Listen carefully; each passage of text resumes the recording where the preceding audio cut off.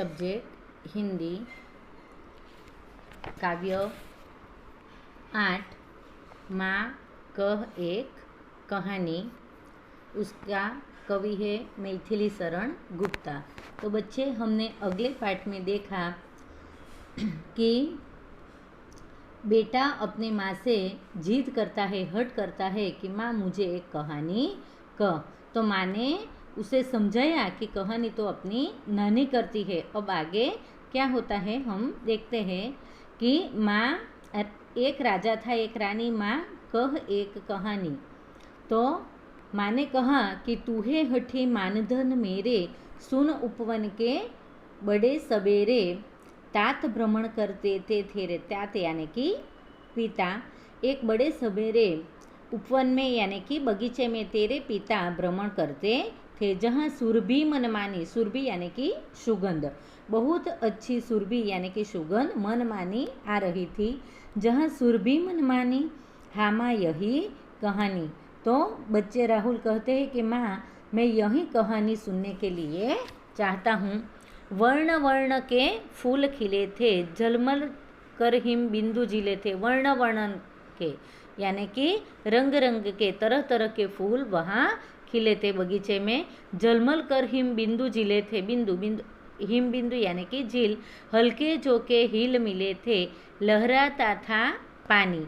कि उस बगीचे में हिम बिंदु यानी कि ओस के कारण और जो पत्ता था वो हल्के जो के हिल मिल रहे थे। लहराता था पानी, पानी लहरा रहा था, लहराता था पानी, आहा यही कहानी।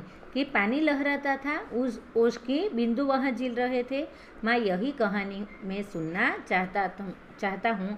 गाते थे खग कल कल स्वर से, सहसा हंस ऊपर से, गिरा बीहद होकर खग सर से, हुई पक्ष की हानि। गाते थे यानी कि गा रहे थे, खग, खग यानी कि पक्षी, कलकल स्वर में यानी कि मीठा स्वर से, सहसा एक हंस ऊपर से, गिरा बीहद होकर खग सर से, हुई पक्ष की हानि।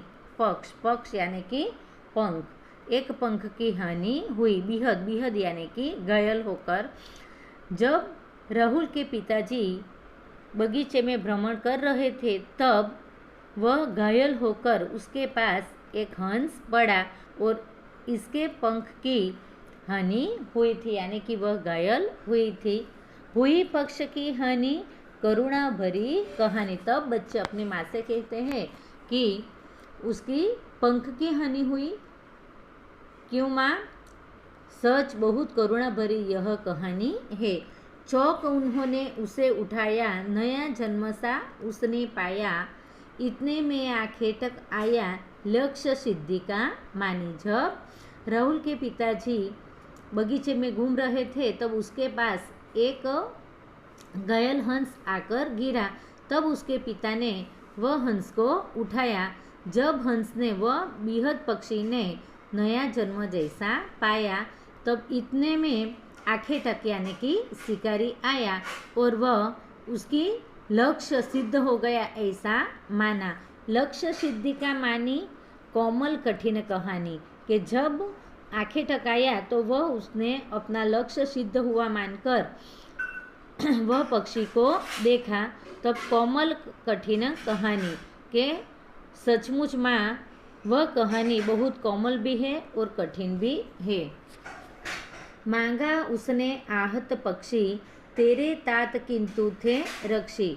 मांगा उसने आहत पक्षी, आंखें टकने आकर उसके पास आहत यानी कि बेहद हुआ, घायल हुआ पक्षी मांगा। तेरे तात किंतु थे रक्षी। तेरे तात, तात यानी कि पिता, किंतु यानी कि परंतु, थे रक्षी, रक्षी यानी कि रक्षक था। तब उसने जो था खग भक्षी, हठ करने की ठानी। तब उसने जो खग भक्षी यानी कि पक्षी का शिकार करने वाला था, उसने हट करी यानी कि आंखें टकने बेहद हुआ उसका शिकार मांगा। हठ करने की ठानी, अब बढ़ चली कहानी।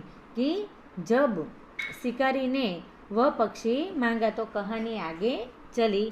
हुआ विवाद सदय निर्दय में, उभय आग्रही थे स्व विषय में, गई बात तब न्यायालय में, सुनी सभी ने जानी। हुआ विवाद, विवाद यानी कि दोनों के बीच, सदय और निर्दय के बीच, सदय यानी कि दयालु और निर्दय यानी कि निर्दय, उभय यानी कि दोनों, शिकारी और राहुल के पिताजी दोनों के बीच अपने अपने स्व विषय यानी कि अपने विषय में, पक्ष के विषय में हट चली। तब न्यायालय में सुनी सभी ने जानी, यह बात न्यायालय में पहुंची। सुनी सभी ने जानी, व्यापक हुई कहानी कि सचमुच में यह कहानी बहुत व्यापक हुई। राहुल तू निर्णय कर इसका, न्याय पक्ष लेता है किसका। तब उसकी माँ यशोधरा ने राहुल से कहा कि तू ही न्याय कर कि इस दोनों में किसका पक्ष होता है। कह दे निर्भय जयी हो जिसका, सुन लूँ तेरी बानी। उसकी माँ ने कहा कि तू निर्भय होकर बिना डरे किसकी विजय होती है वह तू बता दे, मैं तेरी बानी सुन लेती हूँ। माँ मेरी क्या बानी, मैं सुन रहा कहानी। तब राहुल कहते हैं कि मेरी क्या बानी होती है, मैं तो सिर्फ कहानी सुन रहा हूँ। कोई निरपराध को मारे तो क्यों अन्य न उसे उबारे, रक्षक पर भक्षक को वारे, न्याय दया की नानी। के कोई निरपराध को मारे, जो कोई भी जात का अपराध न हो उसे कोई मारे तो क्यों अन्य न उसे उबारे, तो दूसरा कोई उसे क्यों न उबारे यानी कि बचाए। रक्षक पर भक्षक को वारे, रक्षक यानी कि रक्षा करने वाला, भक्षक यानी कि मारने वाला। तो ये दोनों में जो रक्षक है वह न्याय होता है, यानी कि न्याय दया की दानी है, यानी कि दया देने वाला है। न्याय दया की दानी, तूने सुनी कहानी। तब मैंने कहा कि तेरी बात सच है, तूने भी न्याय जो है वो दया का ही देन है, जो दया करने वाला है उसी के पक्ष में ही न्याय आता है। तो सचमुच तूने यह कहानी सुनी है। तो बच्चे हमने यहाँ तक देखा है।